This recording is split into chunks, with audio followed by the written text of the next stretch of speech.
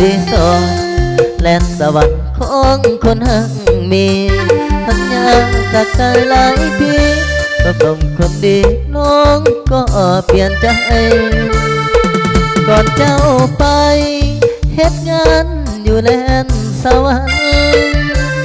น้องให้คำมันสัญญาว่าสิบ่ฮักไผแต่แล้ววันนี้คนดีกับมีหลายใจลืมสัญญาที่เคยให้ไว้อย่าพอคนใหม่เปลี่ยนใจดึงนานน้องโทรมาบอกมาลาว่าสิเอาหัวพอปานมาพาพาหัวหูตามืดมัวเมื่อยินคำลาโทรมาบอกอยากให้ไปร่วมงานวิวาอยากไปอยู่เดินน้องลาแต่ยันน้ำตามันไหลผ่างานโนแลนสวรรค์เจ้าเอ๋ยจงไว้พร้อมใส่ให้เขากับคนหาใหม่ขออย่าไล่พบความเศร้าหมองคนจนบุญน้อยจำต้องถอยห่างแม่เนื้อทองสัตว์นี้อายบ่ได้น้องไอ้กาสิของสาดนา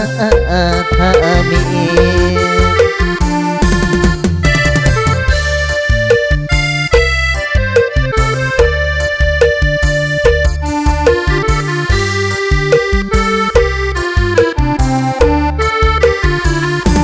น้องโทรมาบอก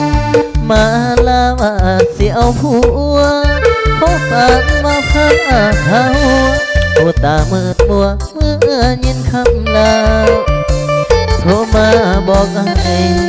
อยากให้ไปร่วมงานวิวาอยากไปอยู่เดินน้องลาแต่ยานน้ำตามันไหลผ่างานลงแดนสวรรค์เจ้าเอ๋ยจงไว้พอใส่ให้เขากับคนหาใหม่ขออย่าได้พบความเศร้าหมองคนจนบุญน้อยจำต้องถอยห่างแม่เนื้อทองสัตว์นี้อายบ่ได้น้องไอ้กาสิของสัตว์นาถ้ามี